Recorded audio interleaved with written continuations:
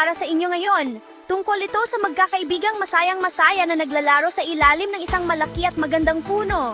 Handa na ba kayo? Tara! Noong unang panahon sa isang maliit at maaraw na baryo, may isang malaking puno na may pinakaberdeng dahon na makikita mo. Mahiwaga ang punong ito dahil ito ang paboritong lugar ng apat na magkakaibigan, sina Mia, Ben, Lily at Max. Araw-araw pagkatapos ng eskwela, tumatakbo sila papunta sa puno, tumatawa at naghihiyawan sa sobrang tuwa. Gustong-gusto ni Mia na umakyat sa mataas na sanga ng puno. Pakiramdam niya abot niya na ang langit. Si Ben naman lagi niyang kalaro ang mga laruang kotse niya sa lilim ng puno. Gumagawa siya ng mga astig na racetrack gamit ang mga maliit na sanga at dahon.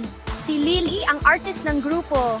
Nagdadala siya ng mga krayola at papel para gumuhit ng magagandang larawan ng kanilang espesyal na puno. At si Max ang kwentista. Nag-iimbento siya ng mga nakakamangha at kapanapanabik na kwento at lahat sila ay nakikinig ng may paghanga. Isang araw, napagpasyahan nilang mag-picnic sa ilalim ng puno.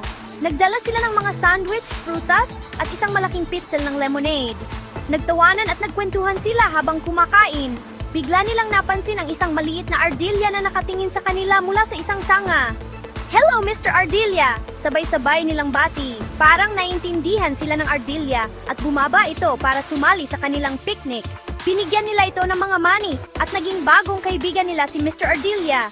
Habang papalubog na ang araw, humiga silang lahat sa malambot na damo, nakatingin sa mga bituin na kumikislap sa langit.